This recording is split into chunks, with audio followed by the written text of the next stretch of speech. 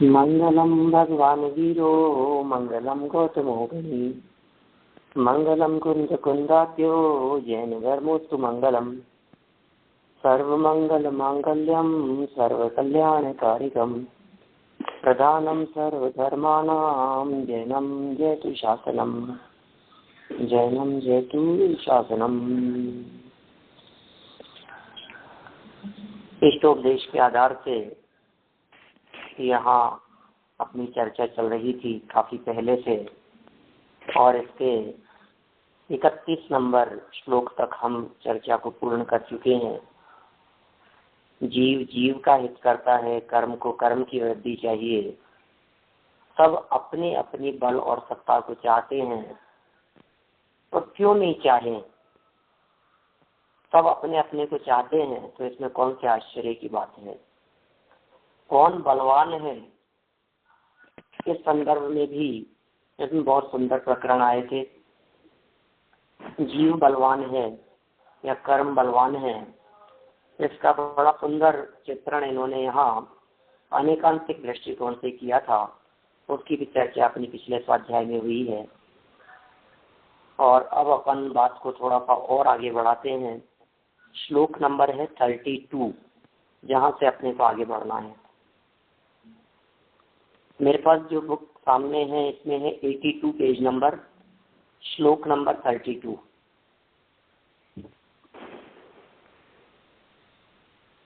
परोपकृति मुत्सृज्य उपकार परो भव उपकुर्वन् परस्याज्ञो दृश्यमानस्य लोकवत् अतः प्रकट देहादिक का मूल करत उपकार सज्जन वत बन यह तज जिय कर निज उपकार। तू लोक के समान मूढ़ होकर दिखने में आते पर पदार्थों का उपकार करता है। तू पर के उपकार की इच्छा छोड़कर अपने तत्कर हो। तो क्या बात कह रहे हैं कि सारी दुनिया के समान तू भी मूर्ख बना हुआ है, थोड़ी बुद्धि तो लगा अपनी। जगत का प्रत्येक प्राणी मूर्ख बना हुआ है। क्यों मूर्ख बना हुआ है? कि दिखने में आते हुए शरीर का उपकार करता है। इसलिए अब तेरे को ये बात कह रहे हैं, तेरे को ये उपदेश दे रहे हैं, पर के उपकार की चिंता को छोड़ और अपने उपकार में तत्पर हो। छोड़ दे ये परोपकार की बात, छोड़ दे दूसरे की तरफ देखना, छोड़ दे देह के प्रति आसक्ति का परिणाम। शरीर के प्रति जो आसक्त होने रूप तेरा परिणाम दिखाई देता है, वो छोड़ देने योग्य है, वो त्याग देने योग्य है। देखिए, अविद्या के वश पर का अर्थात कर्म अथवा शरीर आदि के लिए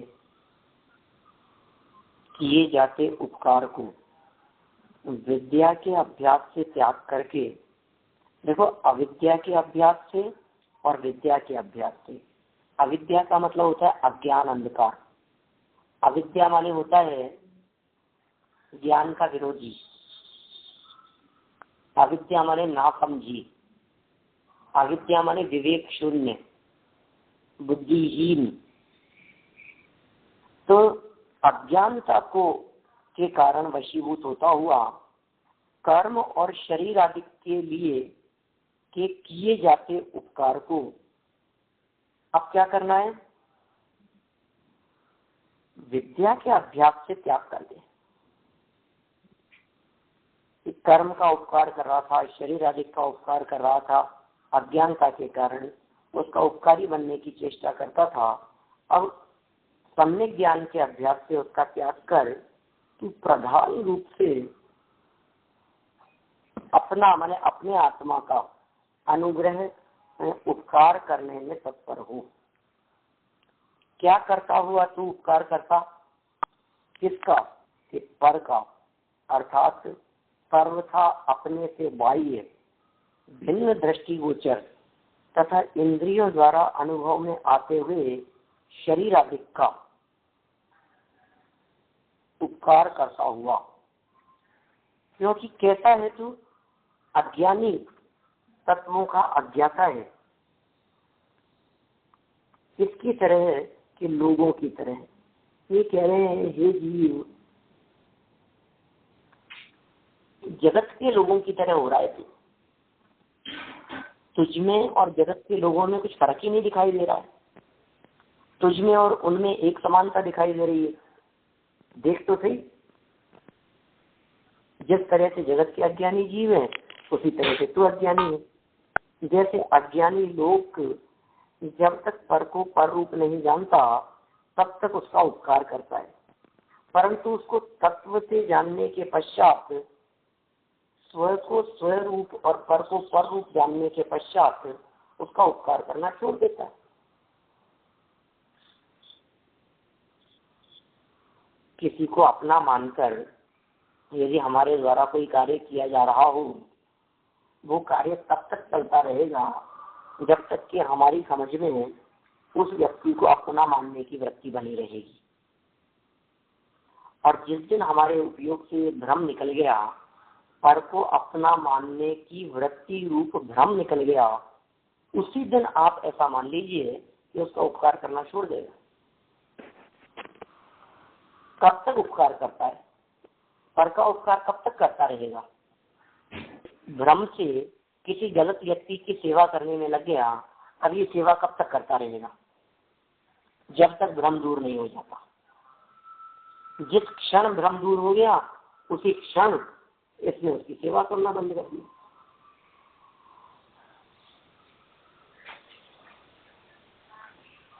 जो कोई भी बात यहाँ कह रहे हैं बहुत प्रैक्टिकली बात कर रहे हैं। ये सारी बात हमारे अनुभव में आती है इसी प्रकार। तो अज्ञानी बनकर परोपकार में तत्पर हो, आत्मज्ञानी बनकर आत्मोपकार में तत्पर हो। अज्ञानी बनकर परोपकार में तत्पर हो रहा था, अब ज्ञानी बनकर आत्म उपकार के लिए तत्पर हो। ऐसी बात, ये शिक्षा दे रहे हैं, कुल मिलाकर के उपदेश इस प्रकार का दे रहे हैं। भैया तो थोड़ा सा समझदारी रख, अपनी बुद्धि अपने विवेक से निर्णय कर, मैं किसके लिए अपना ये मनुष्य जीवन और उसके जो दुर्लभ क्षण है ये बर्बाद कर रहा हूँ। किसके लिए बर्बाद कर रहा हूँ मैं ये सब? मतलब ये 5-50 लाख यदि कमा भी लिए तो क्या होगा उससे? परोपकारी बन रहे हैं, शरीर के लिए कर रहे हैं, बच्चों के लिए कर रहे हैं, परिवार के लिए कर रहे हैं।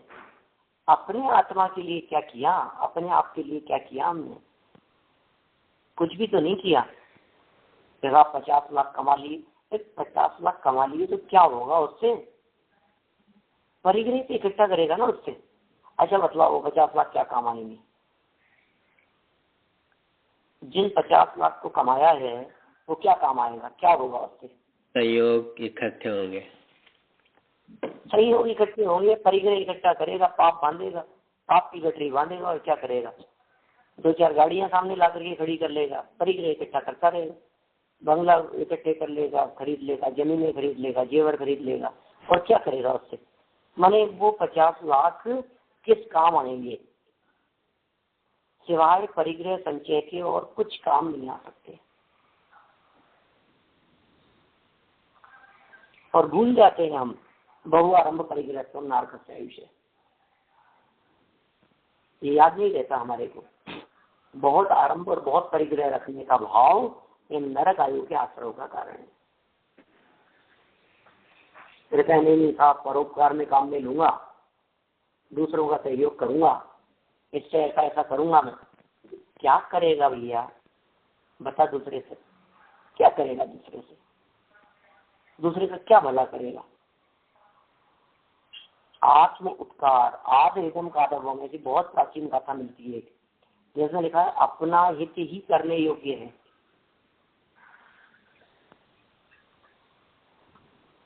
सर्वाधिक करने योग्य यदि कुछ है तो वो है अपना हित, आत्महित ही करने योग्य है। देखा परोपकार, परोपकार सारी दुनिया तो परोपकार के गीत गाती है। परोपकाराय पुण्याय, पुण्य और पाप की व्याख्या गीता में इस प्रकार की वहां इस तरह का प्रश्न उठाया। व्यास जी ने इस प्रकार की चर्चा की, नीतिकारों ने संस्कृत श्लोक में जगह इस प्रकार की बातें कही है। परोपकाराय पुण्याय पापाय परपीड़नम, व्यास जी ने कहा है था। अष्टादश पुराणेषु व्यासस्य वचनद्वयम् परोपकाराय पुण्याय पापाय परपीड़नम। पर को पीड़ित करना वो पाप है, और पुण्य किसका नाम है? परोपकाराय। परोपकार का नाम पुण्य और पर को पीड़ित करने का नाम पाप। तो देखो आप, उन लोगों की पुण्य और पाप की व्याख्याएं पर को पीड़ित करने से ही चलती है। पर को पीड़ित किया तो पाप, और पर का सहयोग किया तो पुण्य। और हम कह रहे हैं भैया पर से निरपेक्ष भी देखो अपने आप को। ये परोपकार में काल गंवा रहे हो, परोपकार का निषेध कर रहे हैं। यहाँ दुनिया में आप इस तरह की बात कहेंगे तो लोग अच्छा नहीं मानेंगे। जनार्दन की इस बात को दुनिया की लोग जो परोपकार के फील्ड में लगे रहते हैं वो इन बातों को अच्छा नहीं मानते। वो कहते हैं अरे स्वार्थी हो गए, स्वार्थी हो गए। हम कह रहे हैं सच्चे अर्थों में स्वार्थी बन जाओ तो परमात्मा होते हैं। सच्चे स्वार्थी का मतलब सिद्ध परमात्मा होता है। अरहंत और सिद्ध परमात्मा ही पूर्णतः सच्चे स्वार्थी हैं। मुनिराज किंचित स्वार्थी हैं, थोड़े बहुत स्वार्थी हैं, और सम्यक दृष्टि ज्ञानी जीव स्वार्थ करने की झलक दिखने लगी है, और मिथ्या दृष्टि जीव ये स्वार्थी होता ही नहीं। स्वयं को नहीं जाने, अर्थ की बात करें, स्वयं जानेगा तो स्वार्थ होगा ना। स्वयं अर्थ को नहीं जाना तो स्वार्थ कैसा? इसलिए यहाँ आत्मज्ञानी बनकर आत्मोपकार करने की बात कही है। शब्द अजीब से लगेगा आपको पढ़ने में, आत्मोपकार। परोपकार तो आपने हजारों बार पढ़ा है, लेकिन आत्मोपकार शब्द शायद ही आपने पहले कभी पढ़ा सुना हो। आत्मोपकार, आत्मोद्धार तो सुना होगा, आत्मोपकार नहीं सुना। आत्मोपकार नहीं सुना होगा। परोपकार तो खूब सुना है हमने। परोपकार करो, परोपकार करो, परोपकार की भावना होनी चाहिए। फिर आत्मोपकार की भावना होनी चाहिए भैया, परोपकार की नहीं। खूब की परोपकार की भावना, परोपकार की भावना रख करके 9वें ग्रह तक चला गया, वो परोपकार की भावना का ही फल था। परोपकार की भावना रख करके स्वर्ग में चले जाता है, वैमानिक देव हो जाता है, सागरों पर्यंत की आयु भोग लेता है। बोलो होगा उससे? सागरों पर्यंत की आयु भी भोगे परोपकार के फल में वहां जाकर के, उससे क्या होगा? रहा तो संसार का संसार में ही, संसार से पार तो नहीं हो पाया। यहाँ तो मुक्त होने की कला सिखा रहे हैं। भावार्थ में इसी प्रकार की बात कह रहे हैं। अज्ञान के कारण, क्या कहा? अज्ञान के कारण अज्ञानी जीव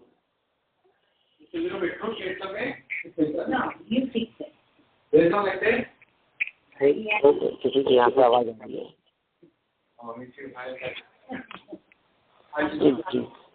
अज्ञान के कारण अज्ञानी जीव जब तक कर्म तथा शरीर आदि को पर रूप नहीं जानता, तब तक वह उनका भला करने की, उन पर उपकार करने की वृत्ति करता है। कब तक करोगे? एक ही बार, एक ही प्रसंग ऐसा है, एक ही प्रकार का चिंतन ऐसा है जब वो बात छूट सकती है। तो कब छूट सकती है? कि आप उन शरीर आदि को पर रूप जान लो। बस अपनापन तोड़ाने का एक ही उपाय है, उसको पर जानना। देह के प्रति हमारा तीव्र अपनापन है, देह के प्रति बहुत अपनापन है हमारा। हम कह रहे हैं उस अपनेपन को तोड़ने का क्या उपाय है? देह को पर जानना, बस। ये मेरा नहीं है, उससे भिन्नत्व की अनुभूति। अब शरीर श्रृंगारों के अंदर कोई व्यक्ति लगा रहता है, दिन रात लगा रहता है, शरीर को संभालता रहता है, शरीर को सजाता रहता है, कभी बालों की तरफ, कभी कपड़ों की तरफ, कभी चेहरे की तरफ, कभी आंखों की तरफ, कभी कुछ श्रृंगारों के अंदर कोई व्यक्ति, कोई महिला निरंतर उसी उसमें लगी रहती है। अब जब उसे पता लग गया कि ये मेरा नहीं है, बोलो अब क्या होगा? जैसे पता लगता है कि ये मेरा नहीं है, ये किसी और का है, तो अब श्रृंगार करेंगे, तुरंत छूट जाएगा, तुरंत छूट जाएगा। जैसे ही पता लगा कि ये अपना नहीं है, तुरंत छूट जाता है। तो कब तक करता है ये शरीर आदि का काम? उनका उपकार कब तक करता है? कि जब तक कि शरीर आदि को पर रूप नहीं जानता, तब तक वह उनका भला करने की, उन पर उपकार करने की वृत्ति करता है। परंतु जब उसको भेद विज्ञान के बल से स्वपर की भिन्नता भाषित होती है, भेद विज्ञान हुआ, स्व और पर की भिन्नता भाषित होती है, अर्थात वह स्व को स्वरूप और पर को पर रूप जानता है, तब उसको पर के प्रति उपकार करने का भाव छूट जाता है। बोलो, जब वो स्व को स्वरूप जानता है और पर को पर रूप जानता है, तब उसको पर के प्रति उपकार करने का जो भाव मन में था, वो भाव छूट जाता है और वह स्व सन्मुख होकर अपने आत्मा का उपकार करने में उद्यमशील होता है। ये काम हो गया इसका। देह के प्रति अपनापना टूट गया, सारी वृत्ति टूट गई, शरीर के प्रति अपनेपन की जो बुद्धि थी, देह के प्रति जो नेह था, तन के प्रति जो तन्मयता थी, वो तन्मयता कब तक रहेगी? एक झटके में टूट गई। उसको तोड़ने के लिए कुछ नहीं करना पड़ा, सिर्फ इतना जान लिया कि ये तुम्हारे नहीं है, ये पराये हैं, बस हो गया काम। क्या करना पड़ा? इतना जानना पड़ा कि ये पराये हैं, अब और कुछ करने की जरूरत नहीं है। जैसे ही जाना कि पराये हैं, काम हो गया। तो समय सार ग्रंथाधिराज में वो 34 नंबर की गाथा में, 35 या 34, उस गाथा में उन्होंने वो धोबी का उदाहरण दिया है, बहुत प्रसिद्ध, कई बार सुना है हमने। क्या करना पड़ेगा बोलो? एक व्यक्ति चद्दर तान करके सो रहा था, क्या इतने में धोबी आया उसके यहाँ और उसे उठा करके कहा, भैया ये चद्दर आपकी नहीं है, ये चद्दर दे दो। क्या बात करते हो साहब, मैंने आपको यहाँ दी थी ना धुलने के लिए? कि हाँ साहब, तो मैंने आपके यहाँ दी थी धुलने के लिए और धुलवा करके मैं लेकर के आया हूँ, तो मैं आकर के ओढ़ करके सो रहा हूँ। क्या परेशानी है आपको? कि नहीं नहीं ये आपकी नहीं है। क्या बात करते हो साहब, जब आप ही कह रहे हो कि मैं देकर के आया था आपके यहाँ और आप ही कह रहे हो कि नहीं है, ऐसा कैसे होगा? नहीं नहीं देखो, आप जरा ये चिन्ह देखो, ऐसा भी नाम देखो इसके ऊपर, ये आपकी चद्दर तो दूसरी है, वो धुलने से रह गई थी, वो तो धुल करके कल आएगी। ये चद्दर के ग्राहक जो हैं, इस चद्दर के असली मालिक तो ये हैं दूसरे व्यक्ति, इनकी है। जब वो लक्षणों से पहचान करता है, परीक्षा करता है, तो किस निष्कर्ष पे पहुंचता है? ओहो गलती हो गई। अब बोलो, अब उसके प्रति, चद्दर के प्रति अपनापन कितनी देर रहेगा? अब कितना संभालेगा उसको? बिल्कुल भी नहीं। बचेगा। पूरे दुनिया में ये कहावत प्रसिद्ध है, क्या दूसरे की चीज की कोई परवाह नहीं करता। अपनी चीज कहीं दूसरे के घर में चली जाए तो उसकी जो बेकदरी होती है, देखो, अपनी चद्दर, अपने कपड़े, अपने जेवर, अपने गहने, अपना मोबाइल, अपना मकान, सब केयर करता है व्यक्ति, ध्यान रखता है। थोड़ा सा पानी कहीं छत से एक बूंद टपकने लग जाए तो 3 बार जाकर के छत पर देखेगा कैसे हो गया, कहाँ से लीक कर रहा है, क्यों कर रहा है, कैसे हो गया है। एक एक चीज का ध्यान रखेगा, अपने घर के अंदर गंदगी नहीं फैलने देगा। घर कैसे साफ रह सकता है, सफाई कैसे रह सकती है, सुंदर कैसे दिख सकता है, अच्छा कैसे लगे, प्रयास करता है अपने लिए। और दूसरे के घर के बारे में वहां कितनी परवाह करते हैं आप। अभी दूसरे के घर की छोड़िए, मैं कहता हूं किसी धर्मशाला में, किसी होटल में जहां आप रूम लेकर के रहे हैं, उस जगह पर जब तक आप रह रहे हैं, मैं तब तक की नहीं कहता, जिस दिन आप खाली करके निकलते हैं उस दिन आप उसको किस हाल में छोड़ करके निकलते हैं।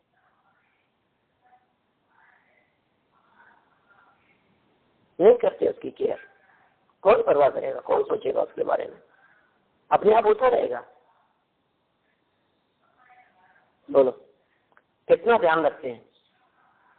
पर यही बात यहाँ समझाना चाह रहे हैं, जैसे ही तेरा उसके प्रति अपनापना टूट गया, जैसे ही उसके प्रति परायापन हुआ, जैसे तेरे हृदय में ये बात बैठ गई कि ये शरीर और ये बाहरी पदार्थ ये सब मेरे नहीं है, ये सब मुझसे भिन्न है, तो फिर उनके प्रति जो उपकार करने की भावना होती थी, उनको जो संभालने की भावना होती थी, वो भावना टूट गई। देखिए आप, मुनिराजों के जीवन में ऐसा ही होता है, त्यागियों के जीवन में ऐसा ही होता है। शरीर के प्रति अपनापन तोड़ दिया ना उन्होंने, त्यागियों ने। अब क्या करते हैं बोलो, अब क्या करेंगे वे त्यागी? केश लोच करेंगे, पेस्ट करना बंद कर दिया, टूथब्रश नहीं करते, पेस्ट नहीं करते, अब दांत मांझना बंद कर दिया, नहाना बंद कर दिया, नहाने का त्याग कर दिया। गजब हो गया है, क्या स्वरूप है सच में। ये किसकी महिमा है, किसका चमत्कार है? ये उस भेद ज्ञान का चमत्कार है, जो भावना उनके मन में बलवान हुई ना कि नहीं ये मेरा नहीं है, ये तन मेरा नहीं है। शरीर के प्रति अपनापना टूट गया, अब संवरने का भाव नहीं आता, अब सजने का भाव नहीं आता, चेहरा देखने का भाव नहीं आता है, अब मैं सुंदर दिखूं ऐसा भाव नहीं आता है। कुष्ठ रोग हो जाए शरीर में, परवाह नहीं है उसकी। 700 वर्षों तक कुष्ठ रोग रहा वादिराज मुनिराज में, कौन करे उसकी परवाह? क्यों देखूं मैं उसकी तरफ? पड़ोसी के घर में यदि परेशानी हो रही है तो उसके घर की वो निपटेगा, मेरा क्या लेना देना उसमें? ये पड़ोसी के घर की बात चल रही है। तो मैं कौन कि इसके पड़ोस में रहने वाला एक चेतन जाति का दूसरा द्रव्य, वो उससे अत्यंत भिन्न, अत्यंत अभाव वाला, क्या अत्यंत भिन्न मतलब उससे अत्यंत अभाव रखने वाला, उसका और मेरा अत्यंत अभाव है। जल्दी जब उसको स्व को स्वरूप और पर को पर रूप जानता है, यही सत्य सुख का उपाय भी है। दौलत राम जी ने अपने द्वारा लिखी गई स्तुति के अंदर इस प्रकार के शब्दों का प्रयोग किया। निज को निज पर को पर जान, फिर दुख का नहीं लेश निदान। ये वैन जी के कीर्तन में है। क्या कहा? निज को निज पर को पर जान, फिर दुख का नहीं लेश निदान। जिन शिव ईश्वर ब्रह्मा राम, विष्णु बुद्ध हरि जिसके नाम, राग त्याग पहुँचूं निज धाम, आकुलता का फिर क्या काम। होता स्वयं जगत परिणाम, मैं जग का करता क्या काम। होता स्वयं जगत परिणाम, मैं जग का करता क्या काम। दूर हटो पर कृत परिणाम, पर कृत परिणाम, वही पर कर्तृत्व, परोपकार, दूर हटो, 80 साल पहले लिखी है बात वाणी जी ने, 60-70 साल पुरानी बात है, कम से कम 80 साल पुरानी बात होगी।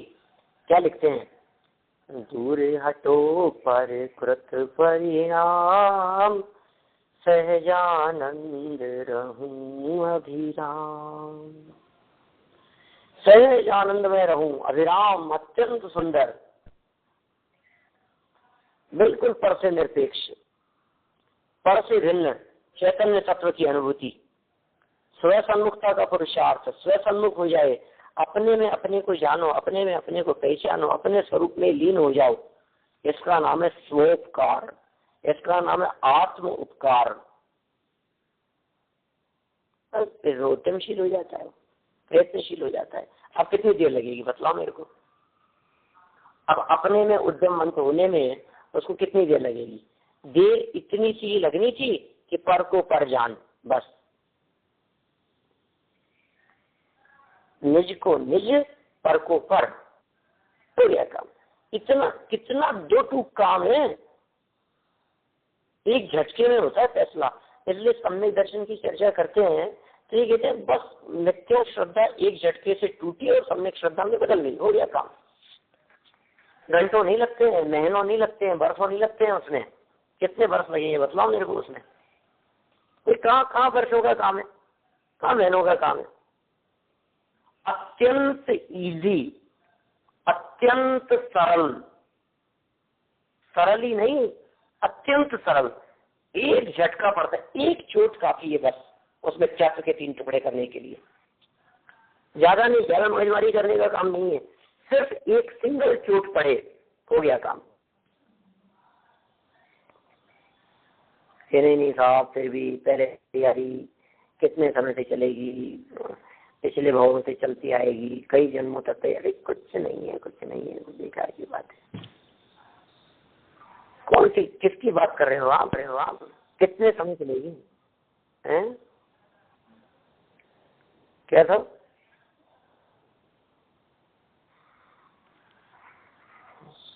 परकृत छोड़ दो, अपने आत्मा का उपकार करो, अपने लिए उद्यमशील हो। सच में हम पूछते हैं कई बार, आप देखो कई विद्वानों तक से चर्चा करके देखो, हम पूछते हैं, हम कहते हैं, खुद अनुभव भी करते हैं, आपने क्या किया आज तक? व्यक्ति धर्म के नाम पर परोपकार की लिस्ट सुनाने लगता है। बोलो, जीवन में कभी कोई धर्म किया क्या आपने? अपने अपने हृदय में झांक करके देखना, हमने आज तक कितना धर्म किया? नहीं किया। क्या किया हमने धर्म के नाम पर? बहुत से लोगों को, हाँ बहुत से लोगों को तो लगेगा कि कुछ नहीं किया था, अब ये नहीं किया, ये नहीं किया। कुछ लोगों को ऐसा लगेगा नहीं साहब किया तो है साहब, पूजा पाठ। अभी वहां गए थे टोरंटो में और $5000 दिया है, वहाँ $25,000 दिया है, सब किया तो ऐसा हमने धर्म के नाम पर। हम तो वहाँ राजा रानी बन गए थे, हम तो वहाँ इंद्राणी बन गए थे, हमने तो ऐसा कर लिया था, हम तो सौदर में इंद्र बन गए थे, हमने तो फलाना चीज की बोली ले ली थी, ऐसा कर दिया था, इतना पैसा खर्च कर दिया, इतना लगा लिया। अब कितना बोलो, अब हम इससे ज्यादा और क्या कर सकते हैं? मतलब किसके लिए किया था ये सब? किसके लिए किया? सब परोपकार की श्रेणी में आएगा सब, सबका सब। मंदिर के लिए हमने दान दिया, आयोजन के लिए हमने दे दिया, जाना के लिए हमने दे दिया, विद्यार्थियों के लिए हमने खूब व्यवस्था की है, दूसरों के लिए, पर के लिए, परायों के लिए, अपने से भिन्न के लिए अनेक बार हम उद्यमशील हुए हैं, अनेक बार हम प्रयत्नशील हुए हैं और हमने कोई कसर बाकी नहीं छोड़ी। उसमें चलती रही है परोपकार की वृत्ति। ऐसी बात नहीं है कि उससे कुछ लाभ नहीं हुआ, हमारे हुआ, किंचित लाभ भी हुआ, थोड़ा प्रॉफिट भी हुआ, लेकिन बस वही वो उस प्रॉफिट के आनंद को देख रहा है, लेकिन उसके साथ चलने वाली, लंबे समय से चलने वाली जो आकुलता है, उस आकुलता को नहीं देख रहा है। और अब क्या करें?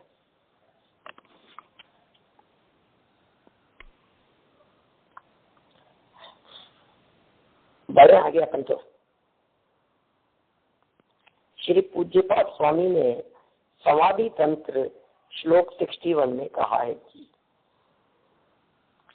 इन्हीं पूज्यपाद स्वामी का ग्रंथ है, जिनका ये इष्टोपदेश नामक ग्रंथ है। इससे पहले जिनका सर्वार सिद्धि नामक ग्रंथ की चर्चाएं काफी हुई है, तो सर्वार सिद्धि है, इष्टोपदेश है, ये नाम हमने कई सुने। इसी तरह से एक और फेमस नाम है जिसका नाम है समाधि तंत्र। उसके 61 नंबर के श्लोक में भी कुछ इसी प्रकार का वर्णन किया गया है। देखिए जरा क्या कह रहे हैं। न जानन्ति शरीराणि सुख दुखान्य बुद्धयः निग्रहानुग्रह ज्ञेयम् तथाप्यत्रैव कुर्वते। क्या कह रहे हैं। न जानन्ति शरीराणि न जानन्ति शरीराणि सुख दुखान्य बुद्धयः। क्या कहा। यह शरीर जड़ है। कैसा ये शरीर। यह शरीर जड़ है। वह सुख दुख कुछ नहीं जानता। बोलो, उंगली कट गई तो हाथ को कितना पता लगा, व्यक्ति को कितना पता लगा, उंगली को मालूम चला होगा। आप क्या बात कर रहे हो, क्यों नहीं पता लगेगा। अरे वहां मौजूद आत्मा के प्रदेशों को पता लगता है।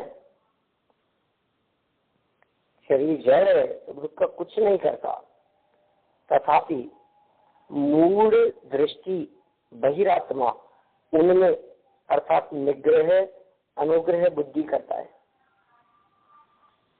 क्या करता है बोलो। बहिरात्मा किस प्रकार का काम करेगा। बहिरात्मा उनमें अनुग्रह निग्रह करने का काम करेगा। उपकार और अपकार यही सोचेगा, यही करेगा। बहिरात्मा की वृत्ति बतलाई है इस प्रकार की। लेकिन यह जीव वस्तु स्वरूप से अज्ञान होने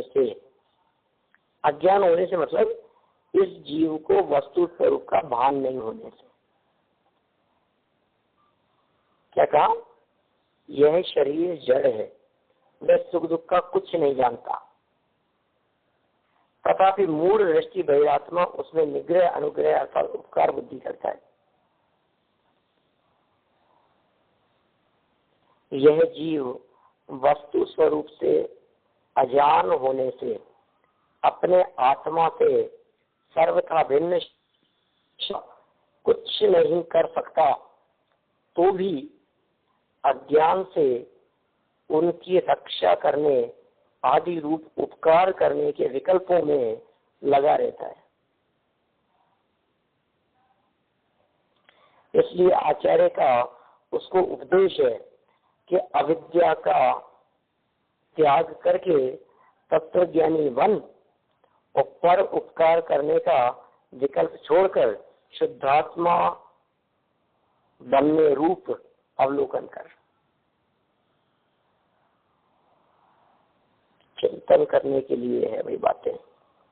सच में शब्दों में कहने के अंदर क्या बात कहें हम आपसे। ये सब बात चिंतन के लिए कह रहे हैं। आत्मा से सर्वथा भिन्न शरीर आदि कुछ नहीं कर सकता। ये जीव भी शरीर आदि का कुछ नहीं कर सकता और शरीर आदि भी जीव का कुछ भी नहीं कर सकते। और अज्ञान से इतना होने के बावजूद भी नहीं कर सकते। इतना होने के बावजूद भी अज्ञान से जब पता लगता है किसी चीज का, तो आत्मा से सर्वथा भिन्न शरीर आदि का कुछ नहीं कर सकता। ये बात समझ में नहीं आई। ये जानने की बात क्यों कह रहे हो। ये भाई बात का पता लगता है तब क्यों कह रहे हो। जब पता नहीं लगता है तब भी ऐसा ही है। इसलिए आचार्य उसको उपदेश है कि वह अविद्या का त्याग करे फर्स्ट स्टेप है ये कि आप अविद्या का त्याग करो। अविद्या का त्याग मतलब कि हमारे दिमाग में जो चढ़ी है ना बात, उसका त्याग। अविद्या का त्याग मतलब पहले की भरी हुई पार्टी, तो दिमाग की जो नसें हैं, दिमाग की जो पट्टी है, ये पट्टी कैसी है, पहले से भरी हुई है, काम नहीं चलेगा। तो कैसे कि पहले तो ये बुद्धि छोड़ो और आत्म उपलब्धि करने का प्रयास करो, आत्म अनुभव करने का प्रयास करो। क्योंकि जो जीव आत्म अनुभव के लिए प्रयास करते हैं वे जीव इन बाह्य वातावरण, बाह्य अनुभव में तो वो कुशल हो ही जाते हैं। घर के काम होते रहेंगे, दुकान के काम होते रहेंगे, बिजनेस अपने आप चलेगा, दुकान अपने आप चलेगी। इसलिए किसी प्रकार के कोई विकल्प तत्व ज्ञानी के हृदय में आते नहीं है। ज्ञानियों के हृदय में किसी प्रकार के कोई विकल्प नहीं आते। सर्व विकल्प को छोड़कर शुद्धात्मा बनने रूप अवलोकन करने का हमने निर्णय लिया है। आत्मोपकार करेंगे बस। अब हम दूसरा कोई काम नहीं करेंगे। बहुत से लोग पूछते हैं कि साहब आप क्या काम करते हैं, तो फिर साहब फिर क्या करेंगे, इसलिए हमारे को जॉब करना पड़ता है साहब, यदि हम नहीं करेंगे तो फिर क्या करेंगे, कुछ ना कुछ तो करना ही पड़ेगा। भैया तू कुछ भी नहीं करता है, तू सिर्फ विकल्प करता है और अभी भी विकल्प ही कर रहा है। विकल्प छोड़ दे, शुद्धात्मा का अनुभव कर ले। शुद्धात्मा बनने रूप आत्मोपकार करने की यहाँ प्रेरणा दी है। देखिए फिर क्या कहते हैं आगे।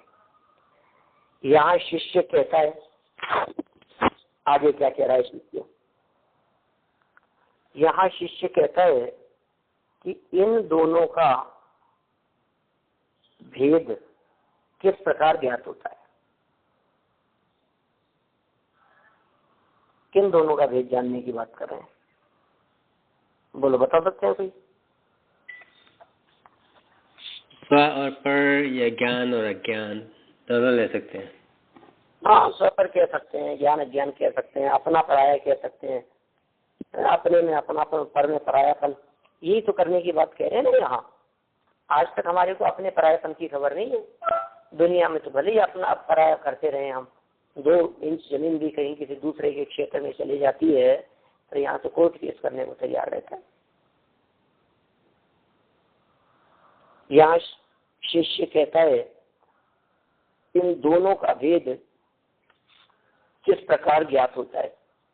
ये शिष्य ने प्रश्न किया है इस प्रकार का कि ये भेद किस प्रकार ज्ञात होता है, तो बताओ। अर्थात स्व पर का भेद किस उपाय से ज्ञात होता है। स्व पर का भेद विज्ञान किस उपाय से होगा, वो बता दो। क्या कहें, बोलो। कोई बात ऐसी नहीं है जो बात हमारी जानी हुई, समझी हुई और सीखी हुई नहीं आती हो। हर वाक्य हमारा सीखा हुआ और जाना हुआ आता है यहाँ। ऐसी स्थिति है अभी तो हमारे तत्व ज्ञान की, हमारे अभ्यास की, कि जो पढ़ते हैं सब हमारा पढ़ा हुआ है, सब हमारा सीखा हुआ है। आप कह रहे हैं लेकिन लाभ क्या हुआ उससे? कर लिया तूने, भेद ज्ञान कर लिया। अभी सुपर का भेद ज्ञान किस उपाय से होगा, ये बताओ। कैसे करूं मैं सुपर भेद ज्ञान, और उस भेद को जानने वाले को क्या लाभ होता है, ऐसा अर्थ है। माने उसको तो कुछ भी लाभ नहीं होगा। बीच में कोई व्यक्ति जो बैठा है, जो हमारा काम नहीं होने दे रहा है, वगैरह, उसको क्या मिलेगा? उसको कुछ नहीं मिल रहा है, फिर भी बस झगड़ा निपटाने के लिए। हमारे यहाँ सिटी में बहुत होता है इस तरह का, कॉलोनी में तो नहीं होता है, लेकिन सिटी में ऐसी परिस्थिति तो बराबर बनती थी कि एक व्यक्ति रोड पर से निकला, ट्रैफिक जाम है और सामने कोई व्यक्ति गाड़ी खड़ी करके 2 व्हीलर खड़ा करके चला गया है। अभी परेशान हो रहा है, हॉर्न बजाया जा रहा है। तो लोग इस तरह के सहयोग करने वाले मिल ही जाते हैं। 100%, 101%, जो लगाना चाहो आप लगा लीजिए, बिल्कुल मिल जाएंगे आपको।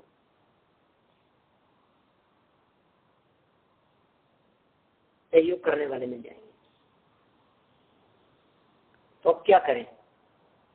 भेद जानने की बात क्यों कर रहे हो? उसको जानने से क्या लाभ होता है?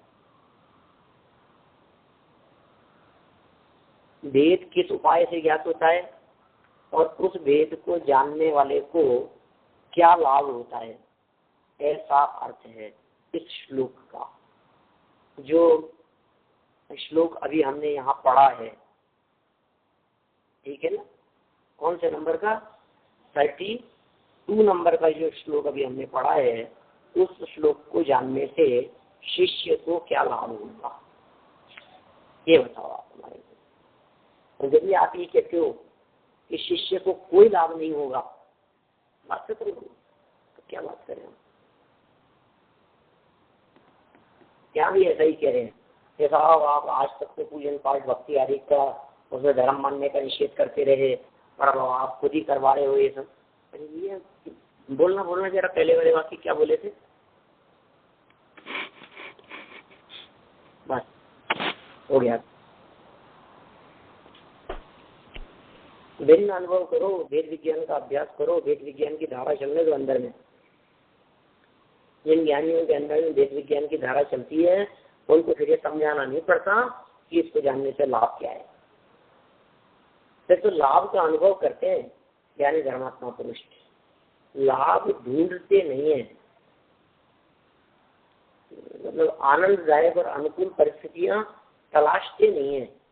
ज्ञानी धर्मात्मा पुरुष जहाँ बैठते हैं वहीं सर्व अनुकूलताएं सहज आ जाती है।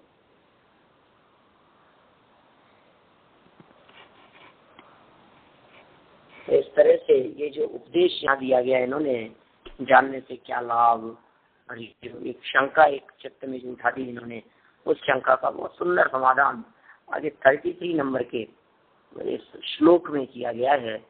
इसमें सबके चित्त में इस प्रकार की जिज्ञासा तो बनी रहती है, क्योंकि जैन दर्शन मान्य वस्तु व्यवस्था और अन्य दर्शनों के द्वारा मान्य वस्तु व्यवस्थाओं में बहुत अंतर है।